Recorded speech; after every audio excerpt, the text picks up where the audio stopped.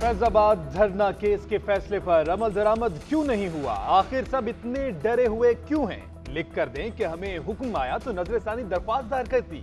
ये भी लिखे कि हुक्म कहां से आया था।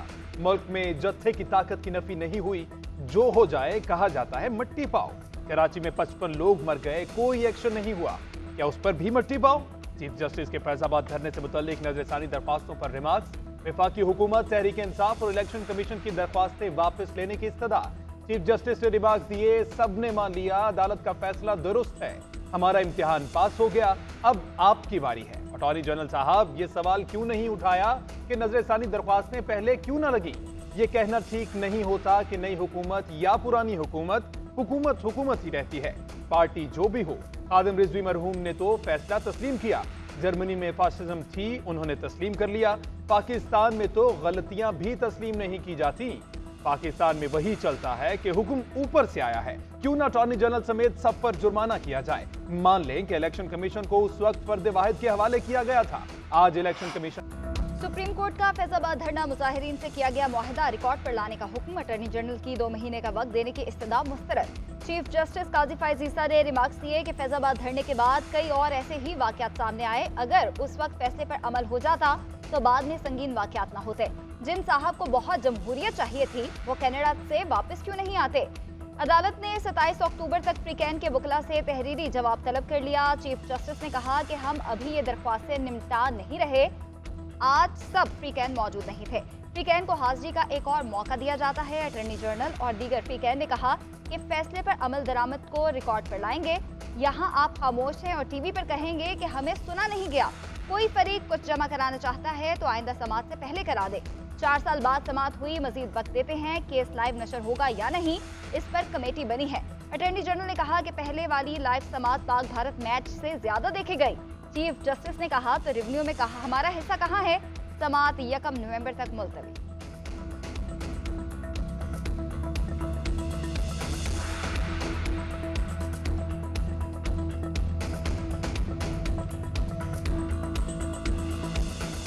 फ़लस्तीन का जो मसला है वो फ़लस्तीनी अवाम की उमंगों के मुताबिक हल किया जाए। अल-कुद्स अल शरीफ है, वो उसका फ़लस्तीन का दारुल खिलाफा होना चाहिए। ये पाकिस्तान की पोजीशन थी, इसको पाकिस्तान ने बारहा वहाँ पर इसको रीइटरेट किया। और मैं एक चीज़ और बता दूँ कि जो इसराइल के मुतालिक या फ़लस्तीन के बारे में जो पाकिस्तान की जो पोजीशन है, वो कल भी वही थी, आज भी वही है और इंशाअल्लाह मुस्तकबिल में भी वो वही होगी। इसराइल के बारे में तमाम कयास आराइयाँ मुस्तरद। इसराइल को तस्लीम करने की कोई सोच मौजूद नहीं।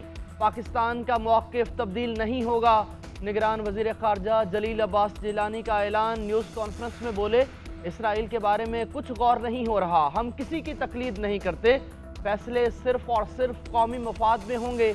हमारा मौक़िफ़ है कि फ़लस्तीन की आज़ाद रियासत कायम हो। फ़लस्तीन का मसला अवाम की ख्वाहिश के मुताबिक हल होना चाहिए। मज़ीद कहा, पाकिस्तान में दहशतगर्दी के वाक़यात पर पूरी दुनिया को तशवीश है। सरहद पार से हमले रोकना अफ़गान हुकूमत की ज़िम्मेदारी है। पाकिस्तान अपनी सलामती कायम रखने के लिए तमाम इक़दाम उठाएगा। अफ़गान हुकूमत ने अगर दहशतगर्द गिरफ्तार किए तो पाकिस्तान हवालगी का मुतालबा करेगा। एक सवाल के जवाब में बोले, भारत पाकिस्तानी शायकीन को वीज़े दे, PCB ICC से बात भी करेगा। गैर कानूनी कारोबार के खिलाफ कार्रवाइयों से मुल्क को मुआशी नुकसानात से निजात मिलेगी। गैर कानूनी मुआशी सरगर्मियों से निपटेंगे। कानून नाफिज करने वाले इदारे, मुतल्लिका महकमे पूरी कुव्वत से कार्रवाइयां जारी रखें। Army chief general Asim Munir का लाहौर में सूबाई एपेक्स कमेटी के इजलास में इज़हार ख्याल। इजलास में निगरान वज़ीर आला मोहसिन नकवी की भी शिरकत। आर्मी चीफ को सिक्योरिटी सूरत हाल, बिजली गैस चोरी, ज़ख़ीरा अंदोज़ी और करेंसी स्मगलिंग के खिलाफ कार्रवाई पर ब्रीफिंग दी गई। इजलास के शुरका को अक़लियतों के तहफ़्फ़ुज़ के इक़दामात और कच्चे में ऑपरेशन में पेशरफ्त से भी आगाह किया गया। इस बुनियाद के ऊपर कि जी मैंने जो जुर्म किया है मुझे इसलिए माफ कर दिया जाए क्योंकि मैंने इलेक्शन लड़ना है, ये कोई कानून नहीं है। पाकिस्तान में नहीं, पूरी दुनिया में कोई कानून नहीं है। पूरी दुनिया में किसी जगह पे ये रायत नहीं है कि क्योंकि इसने इलेक्शन लड़ना है तो लिहाजा जो है ना ये बाद में हिसाब किया जाए, इसे अब इलेक्शन लड़ने दिया जाए। ऐसा नहीं है और ऐसा पाकिस्तान में भी नहीं होगा और ऐसा हम होने भी नहीं देंगे। इलेक्शन लड़ने के लिए किसी का जुर्म माफ नहीं किया जा सकता। 9 मई को आर्मी तंसीबात पर हमलों की तफ्तीश आर्मी ने ही करनी है। जिस जत्थे ने 9 मई बपा किया उन्हें अपना जुर्म फेस करना होगा। चेयरमैन पीटीआई तकब्बुर का शिकार हुए। अब कहा जा रहा है कि इलेक्शन में हिस्सा ना लेने दिया तो ज्यादती होगी। साबिक वज़ीर दाखिला राना सनाउल्लाह कहते हैं कि बार बार साजिश के जरिए नवाज शरीफ को निकालकर तरक्की का सफर रोका गया। 21 अक्टूबर को मुल्क की तरक्की का सफर दोबारा शुरू होना है। नवाज शरीफ 21 अक्टूबर को वतन वापस आएंगे। हमारा बयानिया एक ही है और वो है पाकिस्तान की खिदमत। 2018 में जिन किरदारों ने साजिश की हम उन्हें एक्सपोज करते रहेंगे। क्या हम उनका नाम भी ना लें? मोहम्मद जुबैर ने कहा कि नवाज शरीफ इस बार 5 साल पूरे करेंगे। एस्टैब्लिशमेंट से क्या डील करनी है? नवाज शरीफ 21 अक्टूबर को अपना एजेंडा देंगे। शाहिद खाकान अब्बासी, मिफ्ता इस्माइल ताहाल नून लीग का हिस्सा हैं। सिंध में मुस्लिम लीग नून का कोई लड़ाई झगड़ा नहीं। सिंध में पीपल्स पार्टी फेल हुई, अब हम भरपूर मुकाबला करेंगे। सानहा 9 मई को जिना हाउस हमला और दीगर मुकदमात में बड़ी पेशरफ, चालान मुकम्मल करके इस्तदादे दहशतगर्दी अदालत में दाखिल करवा दिए गए। चेयरमैन पीटीआई उमर सरफराज चीमा, यास्मीन राशिद, खदीजा शाह, सनम जावेद और दीगर के मुकदमात शामिल। अस्करी टावर हमला, थाना शादमान जलाने, शेरपा पुल जलाओ घराव केस चालान भी मुकम्मल कर लिया गया। भारतीय सरजमीन पर पाकिस्तानी टीम का वालेहाना इस्तकबाल। हैदराबाद दक्कन में बाबर आजम के नारे। कप्तान Babar Azam world cup trophy Pakistan लाने के लिए पुरअज़्म, कहते हैं वर्ल्ड कप के लिए तैयार हैं, अच्छा करने की कोशिश करेंगे। शादाब खान कहते हैं वर्ल्ड कप के लिए मुकम्मल तौर पर तैयार हैं, हम अपना 100% देने की कोशिश करेंगे। फैंस की सपोर्ट के साथ अपना हदफ हासिल कर सकते हैं। रिजवान ने ट्वीट किया कि यहाँ के लोगों की जानिब से हैरत अंगेज इस्तकबाल किया गया। अब अगले 1.5 माह पर नजरें। इमामुल हक की कौम से दुआओं में याद रखने की दरख्वास्त।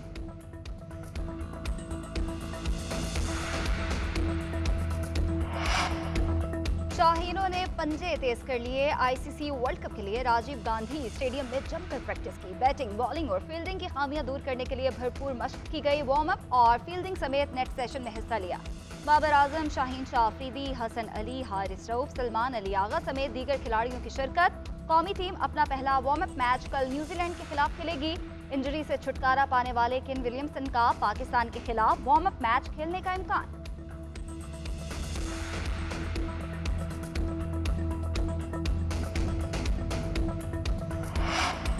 साबिक सदर आसिफ अली जरदारी एहतसाब अदालत में तलब। जाली बैंक अकाउंट्स और तोशाखाना केस में पेश होने का हुक्म। यूसुफ रजा गिलानी को भी तलब कर लिया गया। साबिक सदर और साबिक वजीर आजम को 24 अक्टूबर के लिए नोटिस जारी। जाती हैसियत में पेश होने की हिदायत। साबिक चीफ जस्टिस उमरता बंदयाल ने अपनी मुद्दत मुलाजमत के आखिरी रोज नैब तरामीम के खिलाफ चेयरमैन पीटीआई की दरखास्त पर फैसला सुनाते हुए उसे काबिल समात करार दिया और नैब तरामीम की 10 में से 9 तरामीम को कलअदम करार दे दिया, जिसके बाद साबिक सदर आसिफ अली जरदारी समेत 6 साबिक वज़राए आज़म के खिलाफ केसेस दोबारा खुल गए। शहरियार अफरीदी की गिरफ्तारी से मुतल्लिक तौहीन अदालत केस की समाअत। डिप्टी कमिश्नर इस्लामाबाद की गैर मशरूत माफी मुस्तरद। जस्टिस बाबर सत्तार का डीसी पर बरहमी का इजहार। रिमार्क दिए कि फैमिली और दोस्तों के जरिए मुझे अप्रोच करा रहे हैं। आप अपने कामों के लिए कॉल्स पर फोकस करते होंगे, अदालत नहीं करती। आप पर इंसाफ में रुकावट बनने का इल्जाम है।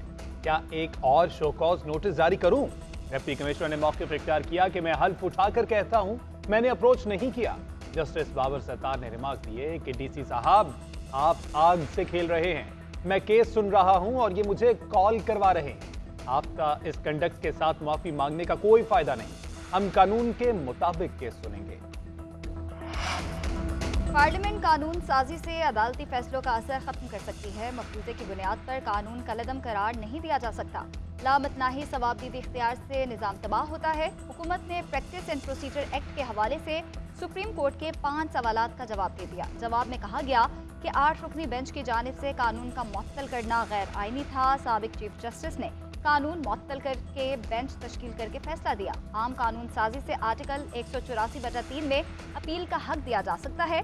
पार्लियामेंट ने कानून साजी करके तौहीन अदालत केसेस में अपील का हक फराहम किया। प्रैक्टिस कानून से अदलिया की आज़ादी को मजीद यकीनी बनाया गया। कानून चीफ जस्टिस के सवाबदीदी इख्तियारात को स्ट्रक्चर करता है। Chief justice master of roster होगा, ये कोई तयशुदा कानून नहीं।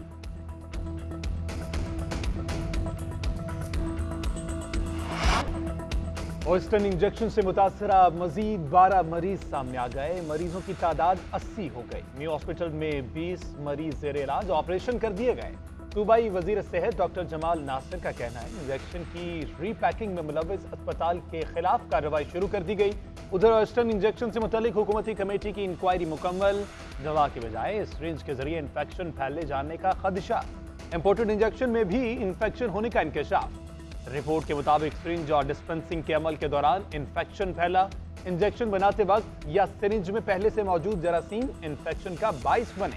कंपनी के वेयरहाउस से पकड़े 110 इंजेक्शन की रिपोर्ट की तैयारी जारी। डीटीएल और इंक्वायरी रिपोर्ट्स एक साथ पब्लिक की जाएंगी। डीटीएल की रिपोर्ट 10 दिन तक मुकम्मल होगी। उधर इंजेक्शन केस में गिरफ्तार मुल्जिमान बिलाल और आसिम की अदालत में पेशी। 5 रोजा जिस्मानी रिमांड पर पुलिस के हवाले। पिछले साल खराब मुआशी सूरत हाल का सामना रहा, अब महंगाई नीचे आ रही है। निगरान वजीर खजाना डॉक्टर शमशाद अख्तर की कायमा कमेटी बराए खजाना में ब्रीफिंग। कहा जीडीपी ग्रोथ में बड़ी कमी आई, 40 लाख लोग खते गुर्बत से नीचे आए। बेरोजगारी की शर्रा में भी इजाफा हुआ। निगरान हुकूमत ने मईशत की बहाली के लिए इक़दामात किए। दरामदात से पाबंदी उठाई। स्मगलिंग की रोकथाम के लिए एक्शन लिया जा रहा है। डॉलर के जखीरा अंदोजों के खिलाफ हुकूमती क्रैकडाउन। जखीरा अंदोजों की सोने में सरमायाकारी को ब्रेक लग गई। सोने की कीमत मुंजमद हो गई। फी तोला कीमत में गैर एलानिया तौर पर 40,000 रुपए कमी। सोने का 1 तोला 2 लाख रुपए का हो गया। अगले 2 हफ्तों में सोना मजीद 20 से 25,000 रुपए सस्ता होने का इम्कान। सराफा मार्केट ने 16 दिन से रेट जारी नहीं किए। उधर डॉलर के मुकाबले में रुपए की कदर में मुसलसल इजाफा। इंटरबैंक में डॉलर 1 रुपया 1 पैसे सस्ता। डॉलर रेट 287 रुपए 74 पैसे पर बंद। ओपन मार्केट में डॉलर 2 रुपए कम होकर 288 रुपए का हो गया।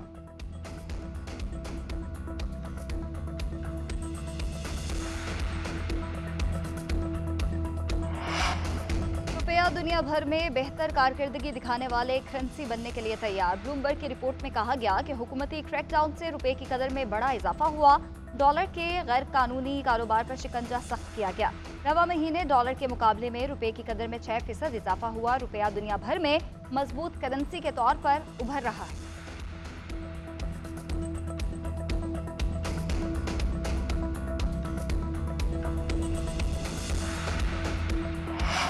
अवाम महंगी बिजली के बाद अब महंगी गैस के लिए हो जाएं तैयार। हुकूमत की गैस के बुनियादी टैरिफ में इजाफे की तैयारियां। ओगरा की गैस के बुनियादी टैरिफ में 45% तक इजाफे की सिफारिश। उधर सर्दियों में गैस शॉर्टफॉल कम करने के लिए हुकूमत मुतहर्रिक। दिसंबर में LNG सप्लाई करने के लिए टेंडर जारी। दरखास्तें 4 अक्टूबर तक जमा कराने की हिदायत।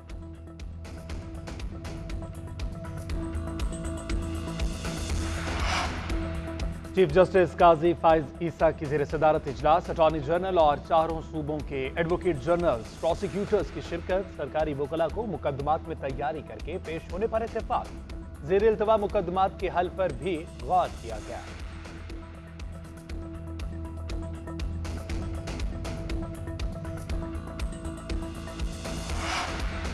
खैबर पख्तूनख्वा हुकूमत ने MD कैट दोबारा कराने की मंजूरी दे दी। खैबर मेडिकल यूनिवर्सिटी के ज़ेर इंतज़ाम टेस्ट कराया जाएगा।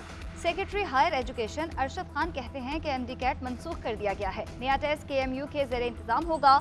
एडवोकेट जनरल ने पेशावर हाई कोर्ट को आगाह कर दिया। अदालत ने खैबर मेडिकल यूनिवर्सिटी और ईटा से जवाब तलब कर लिया।